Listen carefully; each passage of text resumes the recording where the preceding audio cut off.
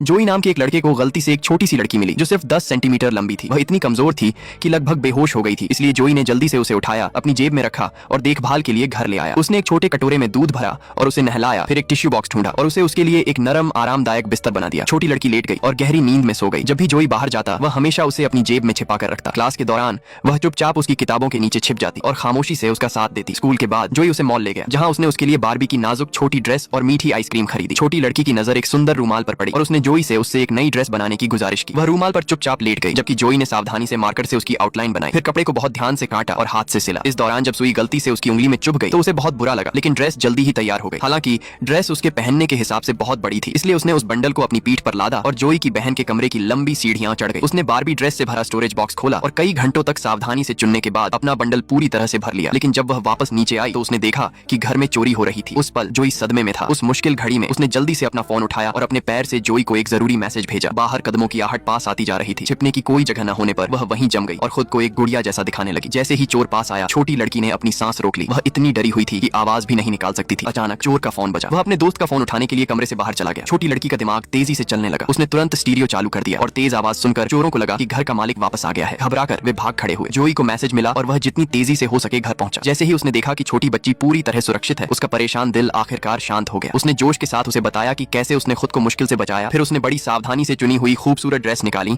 और उन्हें एक एक करके ऐसे दिखाया जैसे वह किसी फैशन रनवे पर चल रही हो। उसकी चंचल और प्यारी मौजूदगी ने जोई का दिल जीत लिया। अगर आप जानना चाहते हैं कि आगे क्या होता है तो मेरे चैनल को लाइक और सब्सक्राइब करना न भूलें।